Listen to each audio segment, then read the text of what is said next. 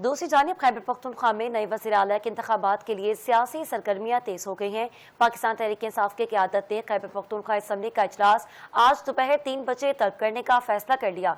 इजलास तलब करने का फैसला स्पीकर हाउस में होने वाले अहम मुशावरती इजलास में किया गया, जहाँ अली अमीन कंडापुर के खिलाफ तहरीक अदम एतमाद समेत मुख्तलिफ ऑपरेशन पर गौर किया गया। पीटीआई रहनुमा असद कैसर का कहना है कि वज़ीर-ए-आला के इंतखाब के लिए आईनी और कानूनी तरीक़ेकार मुकम्मल तौर पर अपनाया जाएगा। आपको अपडेट करें कि खैबर पख्तूनख्वा में नए वज़ीर-ए-आला के इंतखाबात के लिए सियासी सरगर्मियां तेज हो गई हैं। पाकिस्तान तहरीक इंसाफ की क़यादत ने केपीके असम्बली का इजलास आज दोपहर 3 बजे तलब करने का फैसला कर लिया। इजलास तलब करने का फैसला स्पीकर हाउस में होने वाले अहम मुशावरती इजलास में किया गया, जहां अली अमीन के खिलाफ तहरीक अदम एतमाद समेत मुख्तलिफ ऑपरेशन पर गौर किया गया।